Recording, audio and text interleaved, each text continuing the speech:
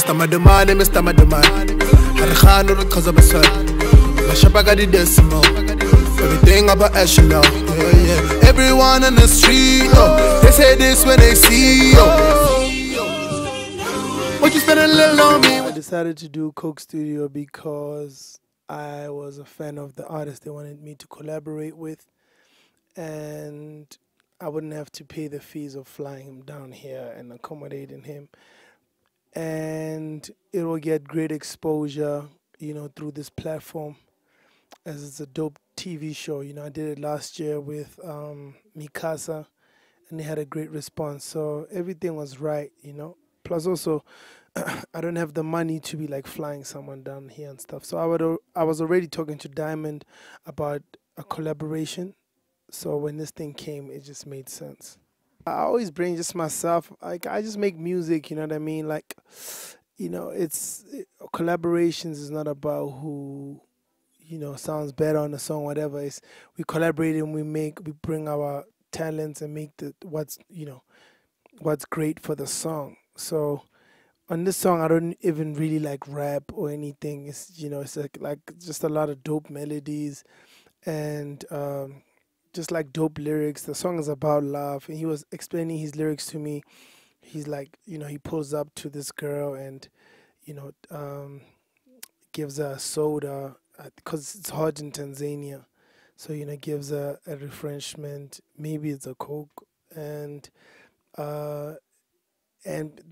says to the honey, I think he's doing something, so he says, hold up. So it's like just like a dope, like normal love story of how guys approach girls. I chose Diamond because I was in Tanzania last year after I did Fill Up the Dome. I went on holiday with the girl I was seeing at that time, and nobody knew anything about South African music in Tanzania, and he's the biggest thing out there. Like for them, the latest thing they know from hip hop is 50 Cent, because he was still like blazing everywhere. The only song that I heard there was Shumaya.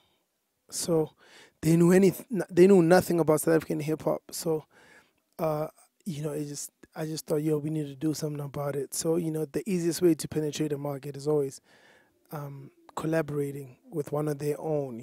So we thought about Diamond, my manager, and his manager. I've been speaking for months. They've been friends. So they started speaking about it. And, I was a fan of Diamond's music since I saw him perform at the awards. And I was like, this dude really goes in with the dancers and everything. So I've been following him since then. And he's also got a great following on social media. Like, he puts a picture up right now in like an hour, it's like 15,000 likes. It's crazy. So, it really made sense for me to collaborate with him. Also, meeting him at the BET Awards, and we got to speak, and I got to see how chilled of a guy he is, and knowing me, you would know that I'm like very chilled, like easygoing guy, very friendly. So I can get along with somebody who's as humble as him. We can just chill, share ideas. It's not like two egos in the studio trying to outdo each other. It's important for African artists to collaborate because it's important to make Africa one big country. For me, it's getting to a point where Africa needs to be a country and not a continent, because we're all one being, like we all have the same type of background, influenced by Western culture. A